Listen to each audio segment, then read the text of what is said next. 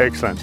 So I'm Simcic from Sebastian Farms. I'm based in Kelowna in the northern Okanagan. Sebastian Farms is the vineyard and operations side of the business for the von Mandl wineries. The idea to go organic actually stemmed from the owner, Anthony von Mandl. While he was wanting to go organic, I was happily farming back in New Zealand. That was the whole reason I came to the Okanagan 5 years ago. It's where my expertise is at. He wanted to transition and wanted that helping hand to get going. So I arrived here in Kelowna in May 2017. I started from when I landed the vineyards in Kelowna, which was at the time about 50 hectares. That was the first stage of our organic conversion, or the starting point. Things went really well in that first year, well enough that the boss wanted me to convert more properties. So we built a plan over the next 5 years to convert all 1,200 acres to organics, systematically working from Kelowna down the valley. So Kelowna started 2017, Naramata 2018, and then we started the conversion process in Oliver and Osoyoos in 2019. Anthony's extremely passionate about the Okanagan Valley. I think he realises he owns a lot of land, a lot of farmed land and very special parcels of land here, and he wants to look after it the best he can. The first step in how we started our conversions is even prior to me landing here in Kelowna, they had bought some undervine weeding equipment and dropped herbicide. So that was back in 2016, but they were still spraying some chemicals on the grapevines. So that was a little bit of preparation. They were able to raise the drip line so the undervine weeders can operate in the vineyards properly. And then when I arrived, it was just changing the products that we were spraying on the vineyards. It was becoming familiar, able to purchase the right equipment and get set up to manage it, because things like undervine weeding takes a lot more time than running a herbicide rig through a vineyard. So it's an adjustment for the team to find someone to dedicate for those hours to ensure the vines don't have too much competition. So it's probably, for me, the first key step to take. Then it's just doing your research and changing the products that you're wanting to apply.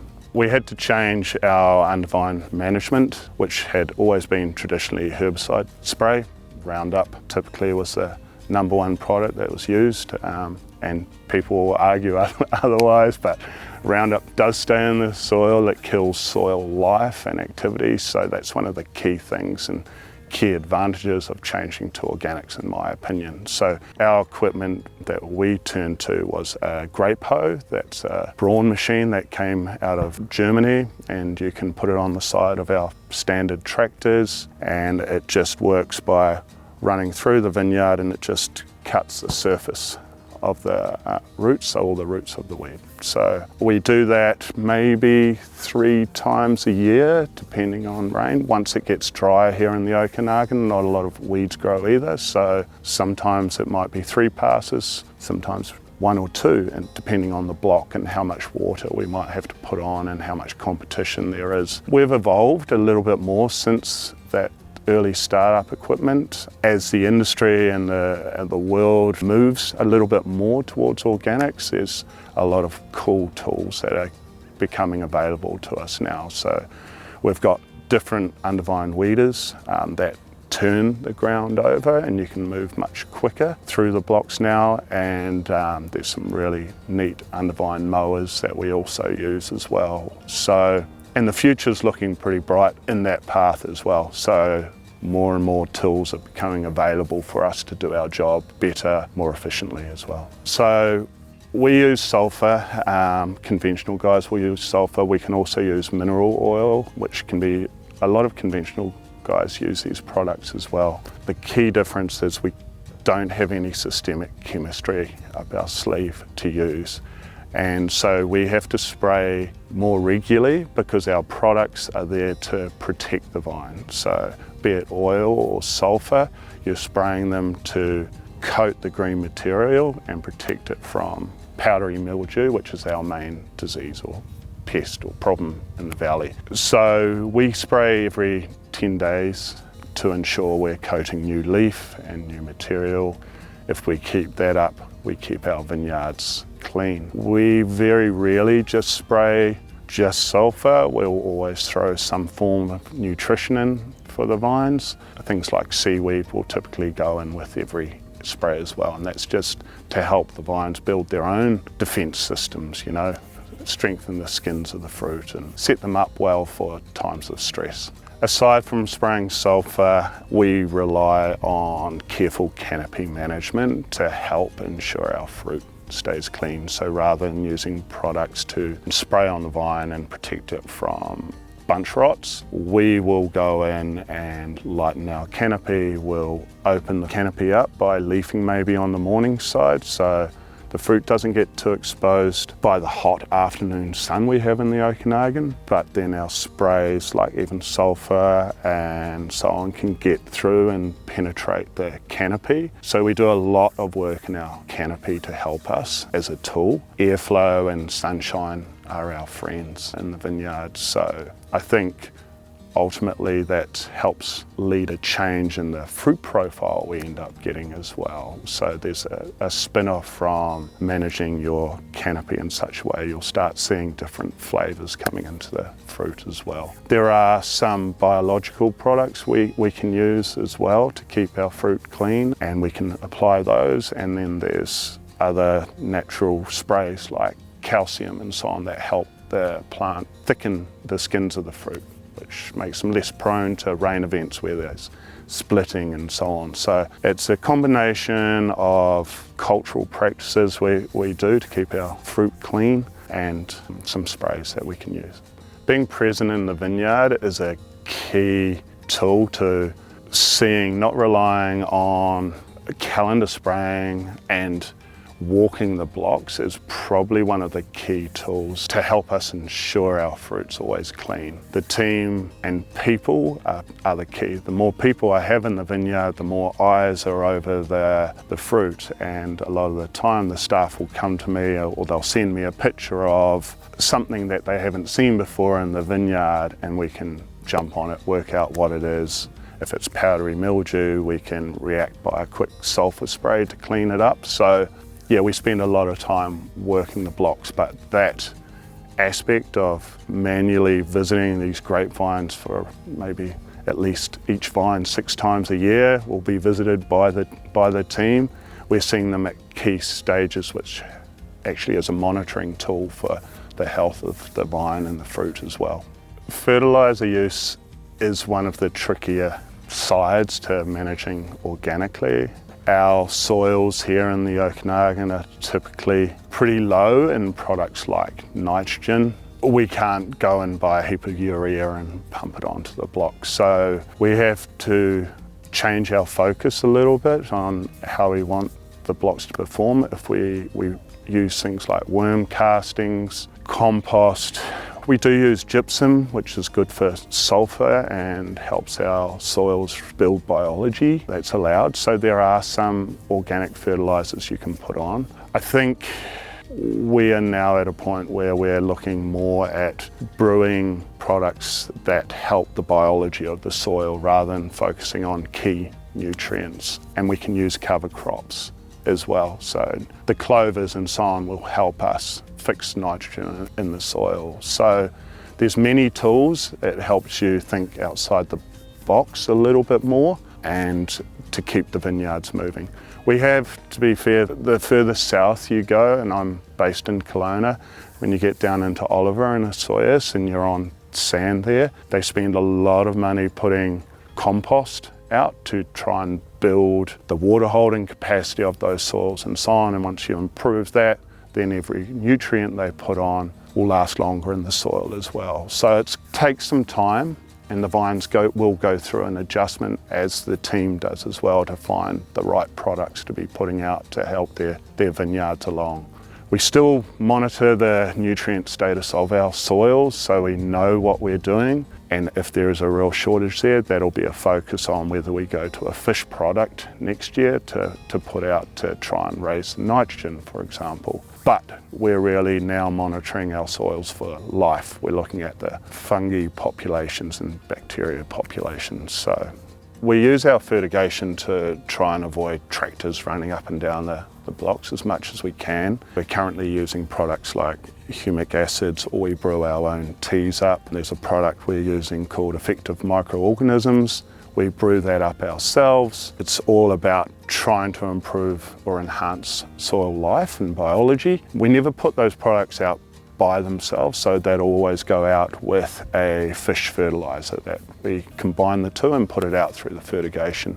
And we focus just on key times, so we'll put a set out in the spring and we'll put it out in the fall when it's a stage of root flush for the vines. So we're just trying to support them at key times, and then our canopy sprays or applications help the vines out through the season, just support the nutritional status. So for what I'm doing, I don't want high nitrogen status in my vines. I want balanced. I don't want green and vigorous. I want healthy and happy, but small bunches and better fruit sort of thing. So everyone's going to have different objectives though of what they want out of a block, but there are organic tools for whatever you want to achieve. Cover cropping in the Okanagan has been one of those fun challenges. We're under snow all winter, so there's no winter cover crops.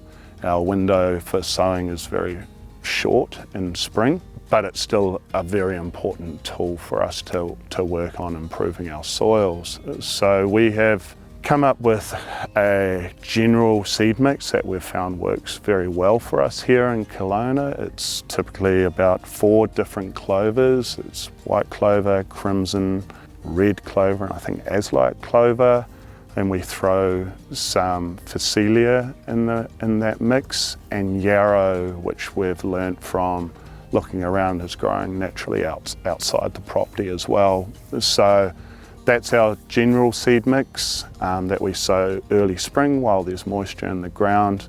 It grows really well. We'll crimp it and leave a mat. If crimping won't work, we'll mulch it and it gets incorporated back into the soil. The clovers are there to help fix a bit of nitrogen. The Phacelia is a really good soil conditioner. Yarrow's just a great plant to have growing. It's actually something that grows even when it gets really dry here, so it's a bit of greenery and a bit of life when everything else dies down in summer. This year we'll be sowing some radish shortly after we harvest, so that's another tool we want to experiment with, and rather than reworking the ground, we'll drill it when we've got enough moisture, and then the winter will kill that off. So that will help with the compaction which our tractors put running a dozen times up and down rows throughout the year, and help scavenge a bit of nutrient to the surface for the grapevines. So we are learning about what's working for us in the area. Vineyards are changing, I would say, as a result to adding cover crops, because there's diversity. We're hoping to see a change in insect life activity. It's good for the bees, whereas prior to organics, it wasn't really at the forethought for the team. It's mostly just grass and a herbicide strip and grapevines. So there's not much diversity in a system like that. So having plants that flower and different root systems,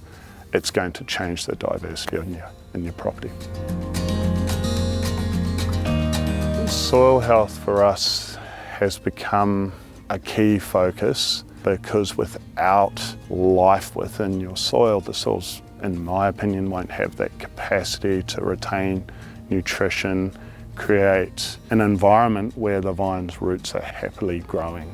So these soils are very old here in the Okanagan, formed from glaciers. We have to be careful about how we manage them. A way to bring life into them has really been the fertigation products that I was talking to you about, but cover crops. I guess that's why we're starting to look at some of the regenerative farming practices where we're trying to have something always covering our soils and protecting them from the hot Okanagan sun, again, should help enhance life and create an environment for biology to grow in the soils. So a vine is going to be happy and last a lot longer in healthy soils. And it's not just nutrient balance, it's what's beneath the ground. There's as much of a grapevine growing below the ground as there is above, and that's why soil health's important to us. So the more organic matter and more balance of fungi or bacteria, whatever you're hiring, that you have in the soil will help us with the water holding capacity. I think it also helps us through times of extremities, which we're having more of. So when there's drought situations, water does become very important for our grapevines, and for them to get through hot spells. We will have to put water on to help them get through that, but we found even last year, 2021's heat dome, our vines actually came through pretty well. So I think through farming this way, we help the vines' resilience grow as well. One of the signs of soil health we've seen change since going organic is worm activity. So when I first came here, I really struggled to find an earthworm under vine in the rows. And now over the years, I've seen their numbers increase in the blocks, and pretty much anywhere I put my spade in the ground now, I'll come up with some nice big fat earthworms. So that's a nice sign that there's some life, there's some organic matter, there's things for them to feed on in those soils. We're also, like I said, testing for soil health. So A&L Labs over on the East Coast now have a soil health test, and you can actually look at the bacteria numbers, the fungi numbers, the type of life that you have in the soil, and alongside nutrient balance as well. But as a gauge, it helps us go, okay, these products are clearly helping, these management practices are helping us build those numbers, so we know we're on the right track. So it's nice to have that confirmation from a lab every year. So vine health is the challenges that ultimately reflected our soil health improving to vine health. So the tops of the vines, they're exposed more to the elements. So there's other factors that impact vine health, but I think healthy soils is a step in the right direction to helping our vine health. We are still looking to help them build resilience, and that goes beyond just soil health. It's the environment. I think I was talking about biodiversity a little bit as well. So through having different wildflowers or sowing the different cover crops that flower, you can often get these other insect life, and that helps bring things into balance. So there are a lot of pests in this valley that feed on grapevines and within them, and we're hoping that farming this way, the ecosystem comes a little bit more into balance, and the good insects help control the bad pests as well. Well, first transitioning to organics, vines do have to adjust to our change in practices. Things even like when we undervine weed, we actually might even be trimming some of the surface roots of a grapevine. So then they need to reset themselves a little bit. Being aware of our water usage is, I think, part of organics as well. So we water a little differently because we don't want to enhance weed growth, so we water long and deep to replicate a good rainfall that we don't have here in the Okanagan. Again, that changes where the vines are, where they send their roots. So they're less in the top and they're getting deeper in the soil. The results are the canopy changes, we find, and there's adjustment to the balance of the vine. So an example I like to use is a few blocks here used to be very high in vigour, big green canopies, which resulted in big bunches of grapes.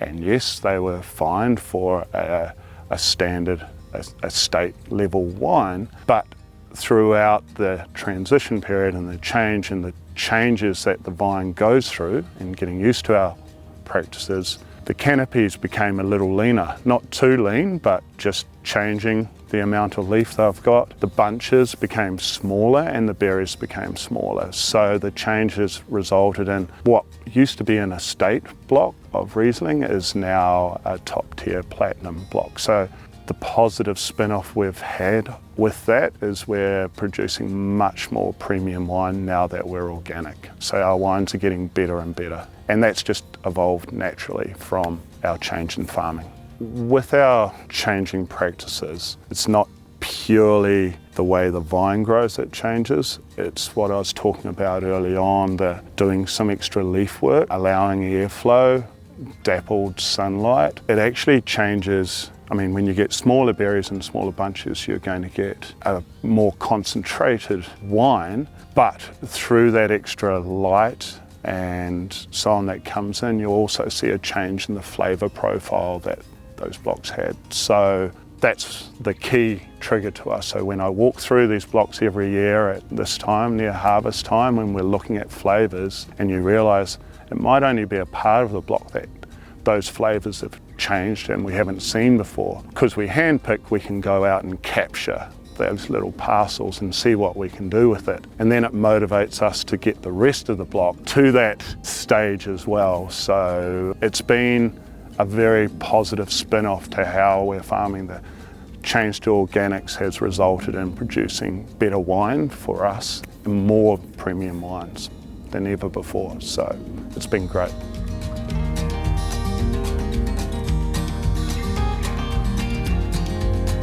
Challenges for us while transitioning to organics would be, one of the key ones was a cultural shift for the team. Some of the managers have been managing vineyards conventionally for 20 years, so it's changing, as I was talking about, sulphur having to be applied every 10 days. If you're relying on systemic chemicals, you don't need to spray that often. So that was an adjustment and a learning curve for some of the team. That coverage is key, for example. So I would say in the first year, yes, we did get some powdery mildew. It was quite a bad year for it. We had hazy skies from the Washington fires and so on. That was a perfect environment for powdery mildew to go.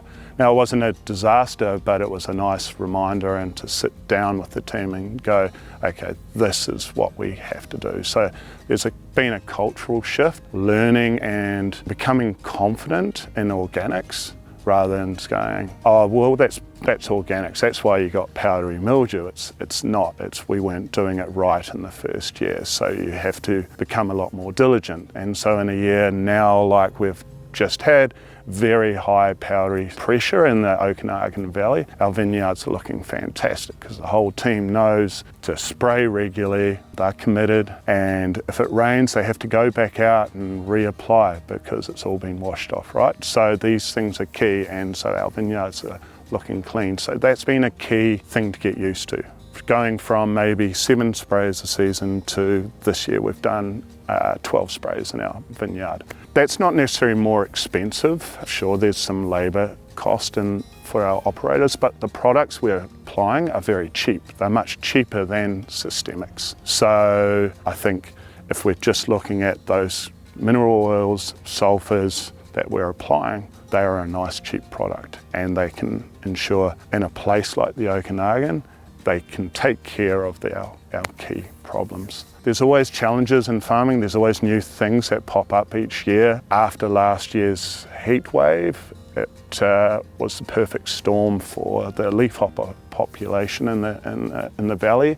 So that's become a new challenge for us to learn to manage in our vineyards. And there are some organic products, like insecticide products that you can actually use. Pyganic is one of them, and that can be used as a last resort, but it's non-selective and will kill the other insects as well. So we're looking at a tape now that we put out early season to capture the population that's overwintered. We spray oils this season instead of sulphur at the start of the season, and that helps control the numbers. And then we've sort of another product that we started using is a kaolin clay that helps protect the vines from the insects later on in the season. Another positive spin-off of using that is that it also provides a sunscreen for the grapevines. So in the hot Okanagan sun, it's a great product to use on our Pinot Noir as well. So we're preferring to use that sort of approach now in our farming and try and avoid using any pyganics as well.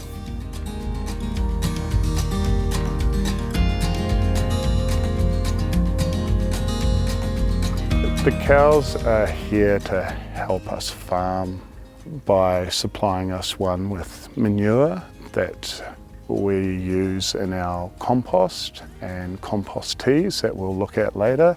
Two, after we have harvested our grapes, they can then come into the vineyard and they graze under vines. So they will chew all the tall weeds down that our weeders can't get. They'll drop their manure directly in the vineyard. Even their hoof print, I think, has an impact on the soil. But you know, it's amazing when you go in the vineyard after the cows have been there and you flip over a cow pit, there'll be worms up under there and all sorts. So they add life to the vineyard. They're just part of the team, part of the property and the personality of the property. Most people that work here, not just in the vineyards, but the team that works in the restaurant and the cellar door, they love coming up here and seeing the cows because they're a pretty friendly bunch of animals and they all got personalities, and we need that personality as part of our vineyards.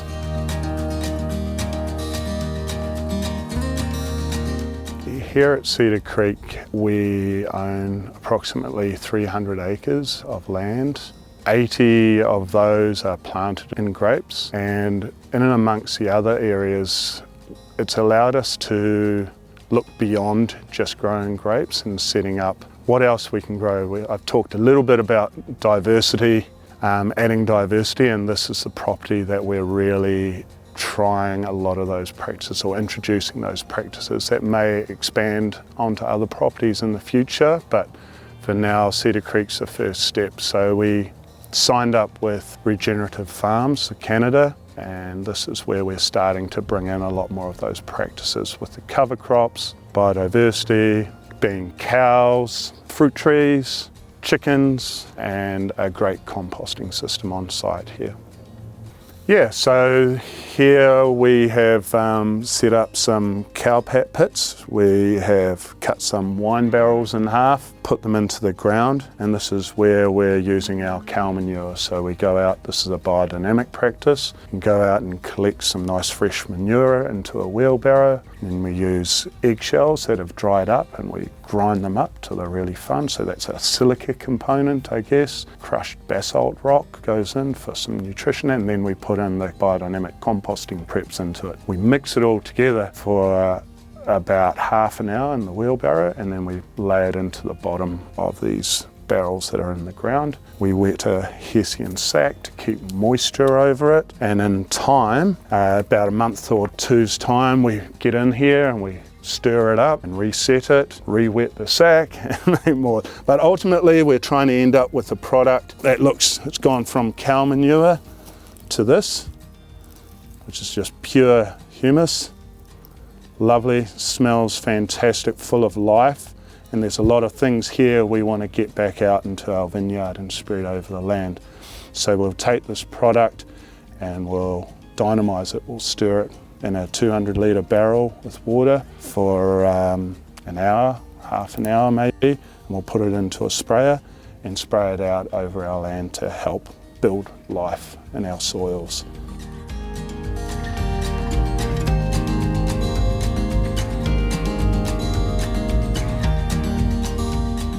Here at Cedar Creek, we started this compost program to help us keep the waste on site and turn it into something useful for the property. So being a winery, every vintage we get the grape mark, which is the skins and the stems from the winery. Throughout the year we collect all the landscaping waste, garden waste, tree prunings, leaves, grass clippings and so on. It's stored up in one of our bays. We collect the kitchen waste as well from the home block restaurant here. That comes up, we mix that straight away throughout the season with some of our manure or some of our wood chips that we've got stored here. Any trees that fall over on site here or we have to clear to make room for vineyard land, we don't burn that, we get those trees chipped up with a big mulcher. That's our carbon base. We've got a big stockpile of that now, so that's our main carbon component. We have got a few cows, only 5. We get a little bit of manure from them, that helps, but we rely on a local horse farm down the road where we get our manure from. So all the office staff here on site shred their paper that comes up, and that gets thrown in with the landscaping waste or the food waste throughout the year as well. We're now mulching even the wine bottles up, and we're using those back on the road. So the idea of the compost is to minimise waste from the site and build something useful. With the practices we're doing, both our compost, the cow pits I was talking about, ultimately I don't just want to smell and feel like it's the right thing to put on, so I'll be brewing that up into the way I would spread it out into the vineyard and then send samples off to the lab so we can actually see what the nutritional value, what it is adding to the property, and ensure that what we're adding is what we want to be putting onto our vineyards here. So it's a hunch that it's full of life and everything good that we want to put in, but sometimes it's nice to have that confirmed by science as well when you start farming this way.